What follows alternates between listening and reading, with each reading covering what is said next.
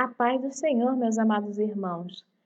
Bem-vindo a mais um estudo bíblico. Antes de mais nada, eu gostaria de sempre salientar para vocês que esse estudo bíblico começou lá no livro de Mateus e vocês podem acessar a esse conteúdo indo no perfil do canal, vão lá na aba playlist em estudo bíblico Mateus e estudo bíblico Marcos para que vocês tenham acesso aos demais vídeos de estudo bíblico. Amém? Deus abençoe a todos e vamos para o vídeo.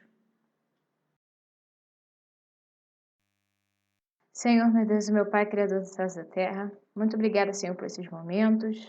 Peço, Senhor, para que o Senhor abra nossos olhos e ouvidos espirituais para que possamos ler e compreender verdadeiramente sua mensagem. E muito obrigada, Senhor, por esses momentos, Senhor. Dá-nos cada dia mais revelação e faça, Senhor, a sua vontade em nossas vidas. Muito obrigada por tudo, meu Pai. Amém. A paz do Senhor, meus amados irmãos, tudo bem com vocês? No vídeo de hoje veremos Marcos, capítulo 4, dos versículos de 35 a 41, que vamos falar sobre Jesus apazigua a tempestade. Amém? Deixo para vocês como leitura complementar Lucas, capítulo 8, versículos de 22 a 25, e também o estudo bíblico aqui no canal, em Mateus, capítulo 8, dos versículos de 23 a 27, certo? Em Marcos, capítulo 4, versículo 35, diz assim: E, naquele dia, sendo já tarde, disse-lhes: Passemos para a outra margem, né? Então, o Senhor Jesus falando para quem? Para os discípulos, né? Para que eles fossem a outra margem da onde eles estavam. Versículo 36. E eles, deixando a multidão, o levaram consigo, assim como estava no barco. E havia também com ele outros barquinhos. E levantou-se grande temporal de vento, e subiam as ondas por cima do barco, de maneira que já se enchia de água. Então, o Senhor Jesus tinha falado para eles irem para outra banda, de onde eles estavam, e só que houve o quê? Uma tempestade de vento, e as ondas, a água, levados por esse vento, estavam batendo no barco de tal modo que o barco estava começando o quê? A se encher de água, né? Humanamente falando, nós se estivéssemos, num barco agora, imaginem, agora num barco e de repente, estamos pensando em um barco, não num navio, um barco. E de repente esse barco começa a se encher de água. O que vai acontecer? Nós vamos nos apavorar, ficar com medo que aquele barco vai o quê? Vai afundar. 37 novamente. E levantou-se grande temporal de vento, e subiam as ondas por cima do barco, da maneira que já se enchia de água. Versículo 38. E ele estava na popa, dormindo, sobre uma almofada. Então, o Senhor Jesus estava o quê? Dormindo enquanto acontecia a esse temporal. E despertaram-no, dizendo-lhe: Mestre, não te importa que pereçamos? Então, o Senhor Jesus estava tranquilamente dormindo enquanto estava acontecendo esse temporal e as ondas se chocando contra o barco, e foram acordar o Senhor Jesus perguntando se ele não se importava se eles morressem, perecessem, Não te importa que pereçamos? Versículo 39. E ele, despertando, repreendeu o vento e disse ao mar: Cala-te, aquieta-te. E o vento se aquietou e houve grande bonança, Então houve uma calmaria, uma bonança, Aquela tempestade de vento cessou, E ficou calmo. E o Senhor, novamente 39. E ele, despertando, repreendeu o vento e disse ao mar: Cala-te, aquieta-te. E o vento se aquietou e houve grande bonança. 40. E disse-lhes: Por que sois tão tímidos? Ainda não tendes fé? Então estava ali, o Senhor Jesus estava dormindo e os discípulos temeram pela vida deles e foram acordar o Senhor Jesus. E o Senhor Jesus perguntando se eles ainda não tinham fé, né? Porque eles ali estavam o quê? Temendo por suas vidas, né? Versículo 41, para encerrarmos. E sentiram um grande temor e diziam uns aos outros: mas quem é este que até o vento e o mar lhe obedecem? Né? Então ali eles temeram, né? Sentiram temor e começaram a falar a respeito do Senhor Jesus. Quem é este que até o vento e o mar lhe obedecem? Né? Eles estavam acompanhando o Senhor Jesus, né? Há um pouco de tempo, muito provavelmente, né? Nós vimos aqui o Senhor Jesus ensinando através de parábolas, né?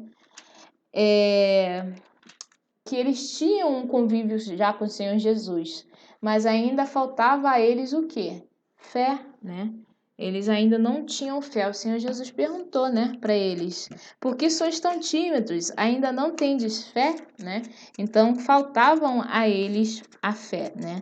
Então Jesus demonstrava com frequência o quê? Que ele tinha poder sobre a natureza, né? Sobre os elementos. Ali o que? Ele repreendeu o vento, mandou o mar se aquietar. Então ali ele estava demonstrando que ele tinha o quê? Poder, autoridade sobre esses fenômenos da natureza, sobre a natureza, né? E os discípulos temeram, né, por suas vidas, não tiveram fé, uma vez que o Senhor Jesus falou: vamos a outra banda. Se o Senhor Jesus está falando, vamos, é porque não importa o que vai acontecer, pode ter tempestade, pode afundar, mas vai acontecer. Lá com Jonas, muito provavelmente achou que era o fim da vida dele quando ele foi engolido por aquele grande peixe, né? E ficou ali dentro da barriga daquele grande peixe, por quê? Por 3 dias, certo? Mas ainda não era o tempo dele. O que aconteceu? Ele tornou a viver, ele tornou a voltar à superfície. Então, se o Senhor está falando que vai acontecer, não importa o percurso, não importa o que vai acontecer no caminho, vai acontecer. Então, nós devemos ter fé nisso. E apesar de, né, temermos, naturalmente falando, como aqueles homens temeram quando a água começou a entrar no barco, né? Nós devemos o quê?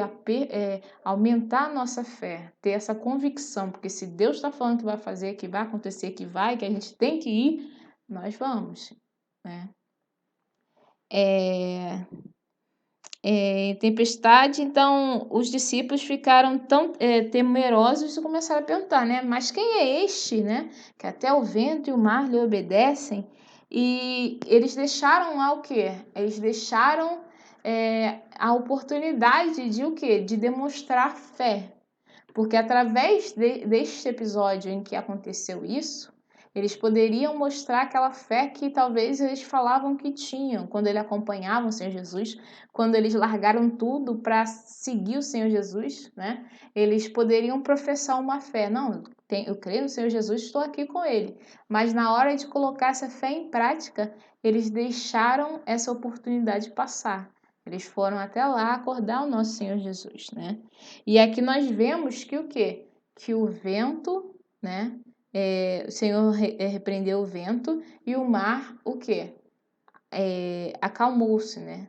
E eles ouviram a voz do Senhor Jesus, eles reconheceram o mar e o vento, né? As coisas da natureza, eles reconhecem a voz do Senhor Jesus, mas os discípulos não. Por quê? Porque eles falaram: quem é este que até o vento e o mar lhe obedecem? Então eles não sabiam quem era o Senhor Jesus, né? Ao se perguntarem uns aos outros: quem é este?